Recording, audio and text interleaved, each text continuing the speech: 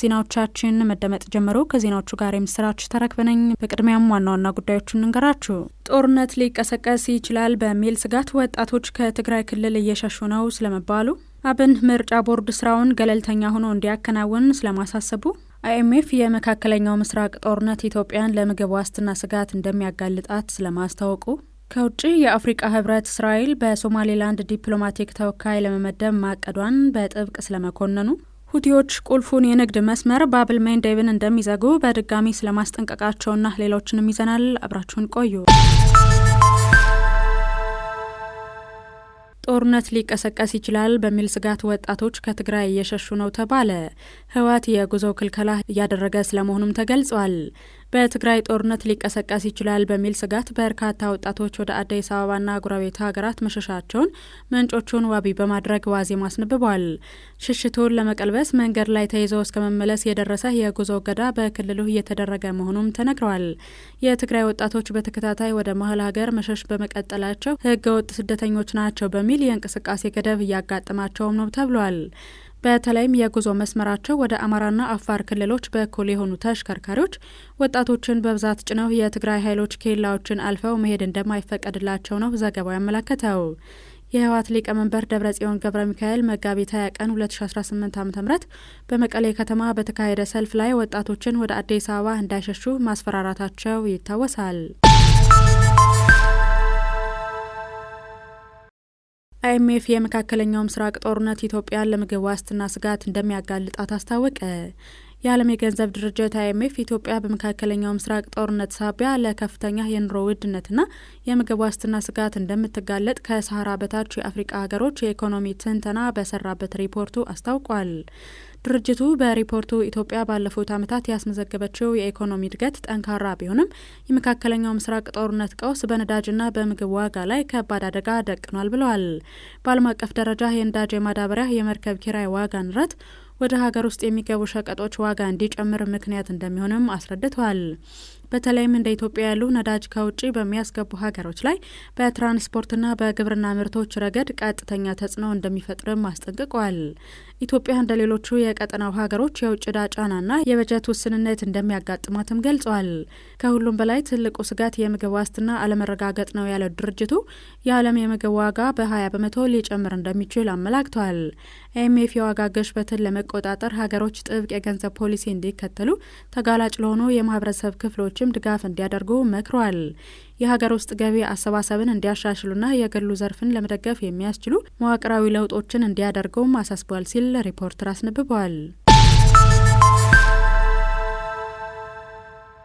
አብን ምርጫ ቦርድ ስራውን ገለልተኛ ሆኖ እንዲያከናውን አሳሰበ። የአማራ ብሔራዊ ንቅናቄ አብን ቀጣዩ 7ኛው ዙር ሀገር አቀፍ ምርጫ ነጻና ፍትሐዊ ሆኖ እንዲጠናቀቅ የኢትዮጵያ ብሔራዊ ምርጫ ቦርድ ገለልተኛ ሆኖ ስራውን ሊያከናውን ይገባል ሲል አሳስበዋል። በዋናነት ቦርዱን ጨምሮ የምርጫ አስፈጻሚ አካላት ገለልተኛ ሆነው ስራቸውን ሊያከናውኑ ይገባል ያሉት የፓርቲው አመራር አቶ ኤርሚያስ ተገኔ በሂደቱም መራጩ ህዝብ መብቱን ተግባራዊ ሊያደርግ ይገባል ብለዋል። አቶ ኤርሚያስ ይህን ያሉት ከሀራምቤ ሬዲዮ 98.7 ጋር ባደረጉት ቆይታ ነው። ኃላፊው አክለውም ሀገሪቱ ካስተናገደቻቸው 6 ዙር ምርጫዎች ተገቢው ትምህርት ሊወሰድ ይገባል ሲሉ አጽንኦት ሰጥተዋል። መራጩ ህዝብም ምርጫው ሳይጀመር ይጭበረበራል ከሚል እሳቤ በመውጣት ከወዲሁ ምርጫው ሰላማዊና ዲሞክራሲያዊ ምርጫ እንዲሆን የበኩሉን አስተዋጽኦ እንዲወጣም አሳስበዋል። በሌላ በኩል ሁሉም ተወዳዳሪ የፖለቲካ ፓርቲዎች የምርጫ ቅስቀሳቸውን በሚያከናውኑበት ወቅት ከተንኳሽና ስም ማጥፋት ድርጊቶች በመውጣት ሳይንስን መሰረት ባደረገ መልኩ የያዙትን አቋም እንዲያንጸባርቁም ጥሪ አቅርበዋል። ብሔራዊ ምርጫ ቦርድ በመጪው ግንቦት 24 ቀን 2018 ዓ.ም የሚያካሂደው 7ኛው ሀገራዊ ጠቅላላ ምርጫ ነጻ፣ ፍትሐዊ፣ ሰላማዊና ተአማኒ ሆኖ እንዲጠናቀቅ እንዲሁም አገራዊ የዲሞክራሲ ምህዳሩ ይበልጥ እንዲጎለብት ነጻና ገለልተኛ ሆኖ እየሰራ እንደሚገኝ የኢትዮጵያ ብሔራዊ ምርጫ ቦርድ ሰብሳቢ ወይዘሮ ሜላተወርቅ ኃይሉ በተደጋጋሚ ሲናገሩ ይደመጣል። ዘገባው የአይንሸት ሙልጌታ ነው። የህወሓት ማዕከላዊ ኮሚቴ ያሳለፈውን ውሳኔ ተከትሎ የስምረት ፓርቲ አመራር የሆኑት ፕሮፌሰር ክንደያ ገብረ ሕይወት ጠንካራ ተቃውሞ ሰንዝረዋል። ፕሮፌሰር ክንደያ ወንጀለኛ ሲሉ የጠሩት ህወሓት እስካለ ሰላም እንደማይኖርም ገልጸዋል። ፕሮፌሰር ክንደያ ህወሓት ከጦርነቱ በፊት የነበረውን የክልል ምክር ቤት ለመመለስ ክልላዊ አስተዳደሩን ለማፍረስና ከጎረቤት ሀገራት ጋር ያለውን ህገወጥ ግንኙነት ለማጠናከር መግለጫ አውጥቷል ሲል ተችቷል። እነዚህ እርምጃዎች በፕሪቶሪያ የተፈረመውን የሰላም ስምምነት ውድቅ የሚያደርጉም ናቸው ያሉት ፕሮፌሰር ክንደያ በአካባቢው ያለውን አንጻራዊ ሰላም በቀጥታ ለአደጋ የሚያጋልጡ እንደሆነ አመላክተዋል።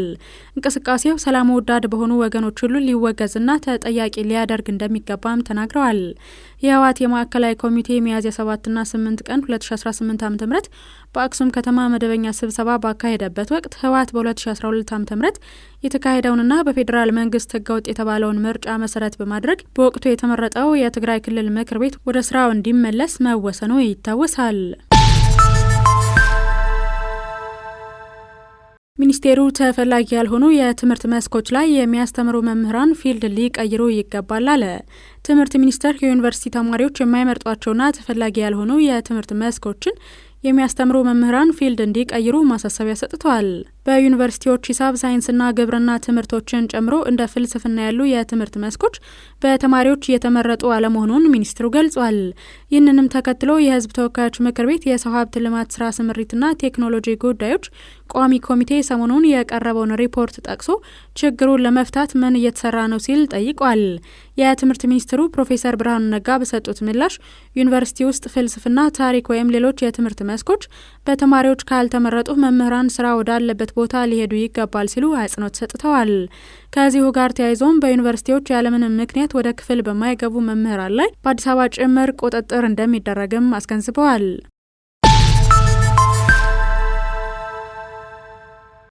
በኤሌክትሪክ የሚሰሩ ከባድ የጭነት ተሽከርካሪዎች ወደ ሀገር ውስጥ እየገቡ መሆኑን ሚኒስትሩ አስታወቀ። ኢትዮጵያ በኤሌክትሪክ የሚሰሩ ከባድ የጭነት ተሽከርካሪዎችን ወደ ሀገር ውስጥ ማስገባት መጀመሯን የትራንስፖርትና ሎጂስቲክስ ሚኒስቴር አስታውቋል። ሀገሪቱ ወደ ኤሌክትሪክ ተሽከርካሪዎች እያደረገች ያለው ሽግግር ወደ ከባድ የጭነት ተሽከርካሪዎች ወይም ገልባጮች ከፍ ማለቱን እሁድ ሚያዝያ 11 ቀን 2018 ባወጣው መረጃ ሚኒስትሩ ገልጿል።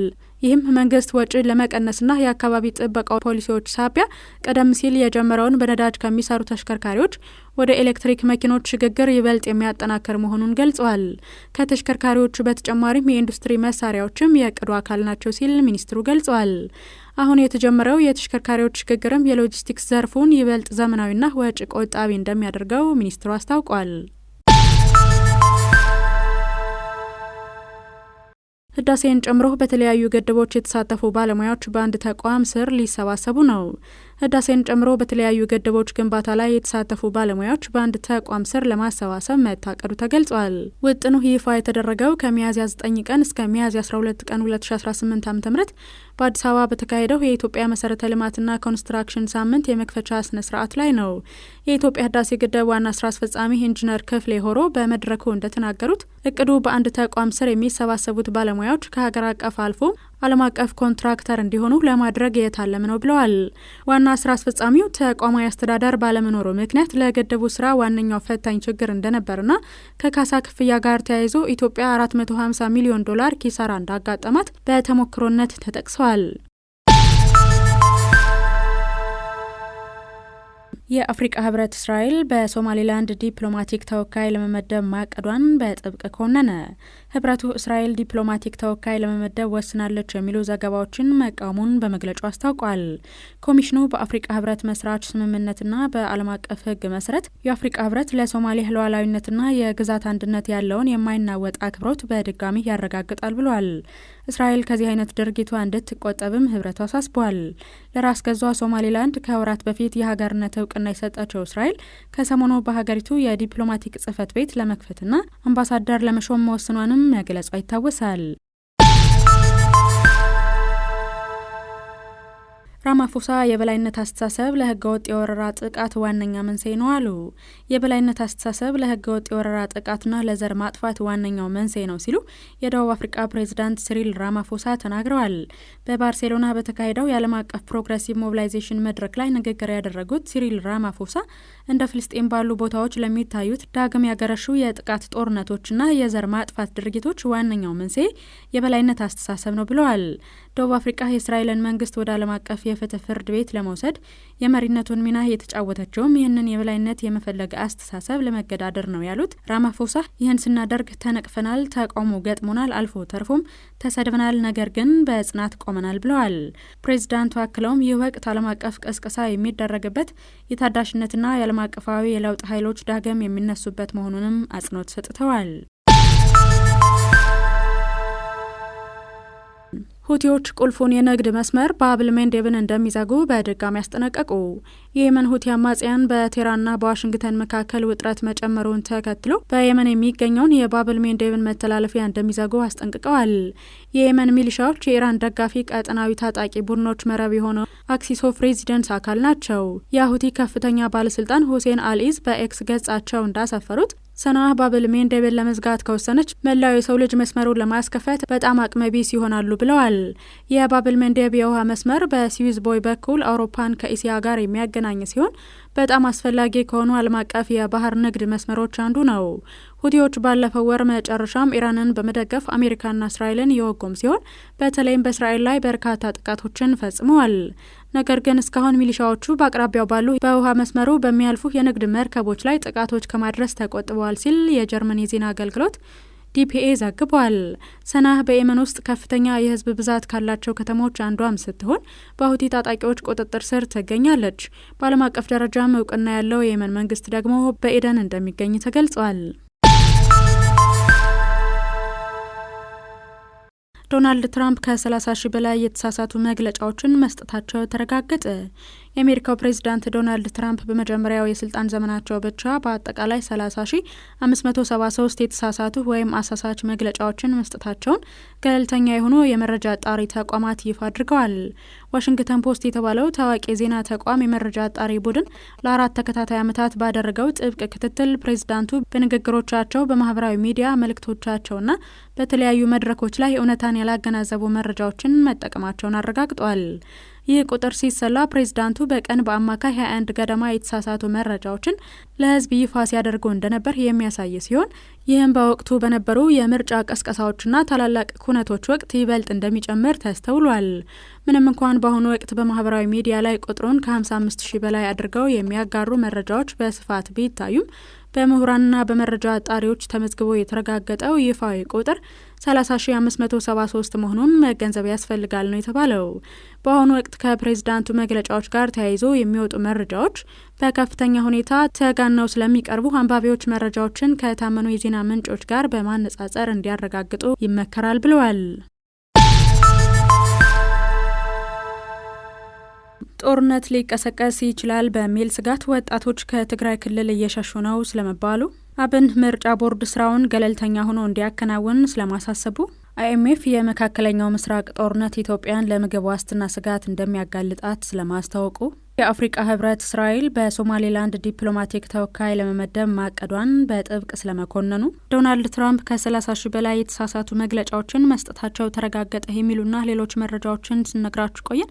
ከዜናዎቹ ጋር የምስራች ተረክበ ነበርኩኝ። የምስራች የምትሰሙበት መልካም ዕለተ ማክሰኞ እንዲሆንላችሁ እንመኛለን። ሌሎች የጣቢያችን ዝግጅቶች መደመጣቸውን ይቀጥላሉ።